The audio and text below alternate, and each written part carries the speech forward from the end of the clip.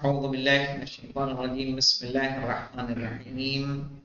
فقہ مقارن میں خلاصہ دیکھ لیجئے جو ہم نے پڑھا تھا کہ یجب مسح الراس بنداوۃ الوضوء، واجب ہے سر کا مسح کرنا، صحیح ہے، وضو کی تری سے۔ نداوہ یعنی تری، فی مقدم الراس یعنی سر کے آگے حصے میں، ویکفی المسمى اور کافی ہے اتنا کہ جس پر اگر نام آ جاتا ہے کہ نہیں انہوں نے کیا کر دیا، مسح کر لیا ہے، تو وہ بھی کافی ہے۔ اگر اتنا بھی اگر ہو جا رہا ہے کہ کسی نے مسح کر لیا ہے تو اتنا کافی ہے۔ ولا خلافۃ فیہ علی المذہب الجعفری، اور مذہب جعفری کے ہاں کسی طرح کا کوئی اختلاف یہاں پر نہیں ہے۔ والمذہب الشافعی، اور اسی طرح سے مذہب شافعی کے ہاں بھی یجب المسح فی مقدم الراس، واجب ہے کہ مسح کیا جائے سر کے آگے حصے میں، بمقدار کف الید، صحیح ہے، ہاتھ کی ہتھیلی کے برابر، علی المذہب الحنفی، صحیح ہے، مذہب حنفی کے ہاں ضروری ہے کہ ہاتھ کی ہتھیلی سے مسح کیا جائے۔ وَيَفْتَرُضْ مَسْحُ جَمِيعِ الرَّاسِ، اور واجب ہے پورے راس کا، پورے سر کا مسح کرنا، علی المذہب الحنبلی والمالکی، صحیح ہے، مذہب حنبلی اور مالکی کے اوپر کے ہاں نزدیک۔ وَأَمَّا الْأُذْنَانِ، صحیح ہے، لیکن دونوں کان، فَهُمَا مِنَ الرَّأْسِ علی المذہب الحنبلی، تو مذہب حنبلی کے ہاں دونوں راس کس میں سے ہے مولانا؟ سر کے حصے میں سے ہیں۔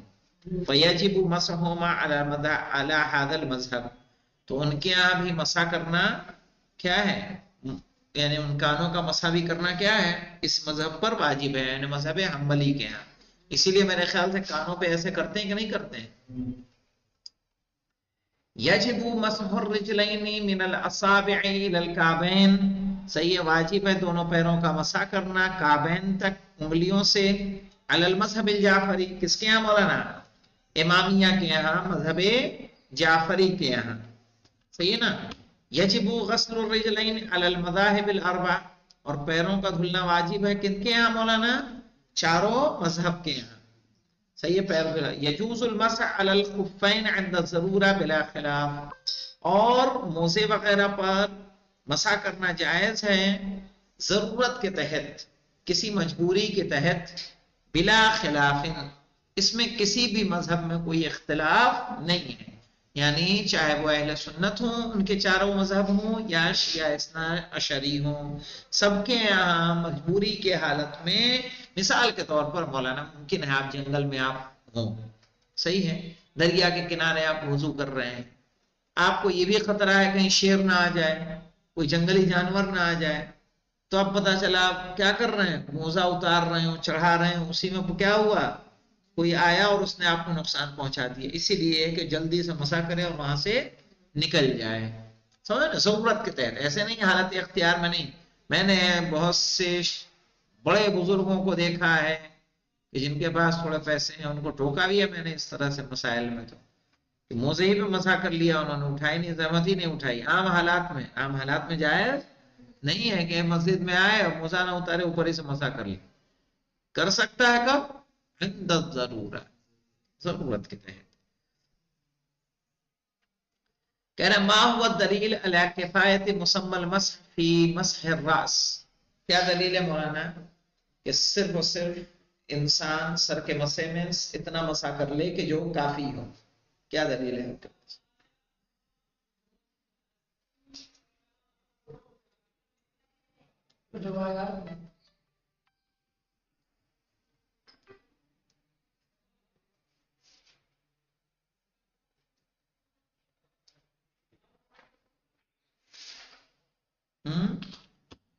نہیں، روایات نہیں ہے بیٹا، وہاں پہ وہ جو ہے نا با برؤوسی، کیا ہے آیت ہماری؟ وَامْسَحُوا بِرُؤُوسِكُمْ، تو با کس کے لیے آتا ہے؟ متعدی کے معنی میں نہیں، تو دیکھیں بعض کس کے لیے آتا ہے؟ تبعیض کے لیے، اسی لیے اگر تھوڑا سا بھی مسح کر رہے ہیں، ما هو منشأ الاختلاف فی تحدید المسح مولانا، منشا اختلاف کیا تھا؟ سر میں سر کہتے کس کو ہیں؟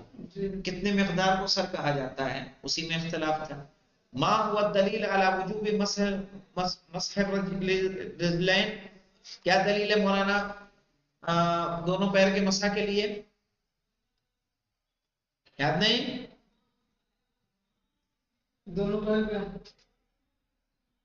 کیا دلیل تھی مولانا؟ کہ مسح ہی ضروری ہے۔ پہلی دلیل ہم نے جو دی تھی وہ یہ دی تھی قراءت کے اوپر کہ اس کی دو قراءتیں ہیں، صحیح ہے۔ ایک قراءت جر کے ساتھ بھی ہے، فلاں فلاں نے جر کے ساتھ پڑھا ہے، جر کے ساتھ پڑھ رہے ہیں تو سیدھے سیدھے برؤوسکم پہ عطف ہو جائے گا اور عطف علی اللفظ ہوگا، صحیح ہے۔ یہ مجرور ہے، یہ بھی مجرور ہو جائے گا اور سیدھے سیدھے ہمیں مسح کرنا ہے، وامسحوا برؤوسکم وارجلکم، صحیح ہے۔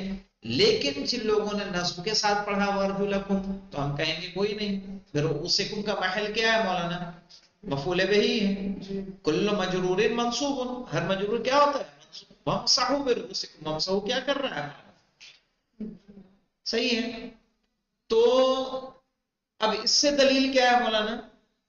اس سے دلیل یہ ہے کہ پھر ہم ارجلکم کو عطف کریں گے کس پر؟ محل پر، اور جب محل پر عطف کریں گے تب بھی ہمیں کیا دھلنا ہے؟ مسح کرنا ہے، نہ کہ دھلنا ہے۔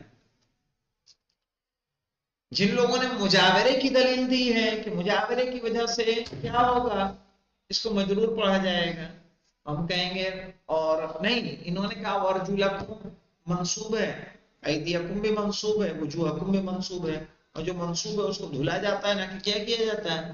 مسح کیا جاتا ہے، صحیح ہے۔ ایک دلیل انہوں نے کیا دی تھی کہ جو غسل والا تھا اس کی تحدید کی تھی الی المرفق تک، الی المرافق، اور کعبین تک کی تحدید کی، اس لیے اس کو بھی کس سے دھلیں گے؟ غسل کریں گے۔ ہم نے ان سب کی کیا کی؟ رد کی۔ ہاں، ما هو منشأ الاختلاف في وجوب المسح الرجلين وغسلهما، اختلاف کا منشا کیا ہے مولانا؟ اختلاف کا منشا ہے آیت کے سمجھنے میں کہ اس پر کس پر عطف کیا جائے۔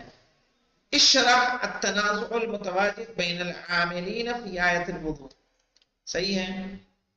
کہہ رہے کیا جھگڑا ہے جو دونوں عمل کرتے ہیں آیت وضو پر، اختلافات کیا ہیں مولانا؟ تو اختلافات کس میں ہیں؟ صرف مسح میں، سر کے مسح میں اختلاف ہے، پیر کے دھلنے اور مسح کرنے میں اختلاف ہے، صحیح ہے۔ چہرے کی تحدید میں اختلاف ہے نا، وضو کے واجبات کی تعداد میں اختلاف ہے، تھا کہ نہیں تھا؟ کسی کے یہاں 4 ہے، کسی کے یہاں 6 ہے، کسی کے یہاں 7 ہے کہ نہیں ہے؟ ہاں، ہاتھوں کے دھلنے میں اختلاف ہے۔ ما هي القاعدة في باب التنازع العاملين، قاعدہ کیا ہوگا مولانا؟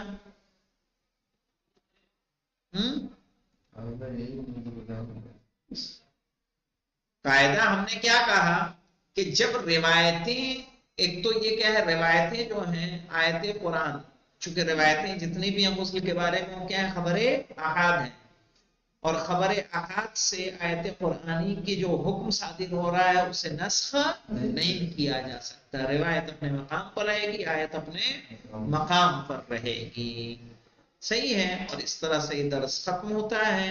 اور الدرس الثالث کہ جو کس کے بارے میں مولانا؟ شروط الوضوء، وضو کی شرطوں کے بارے میں ہے۔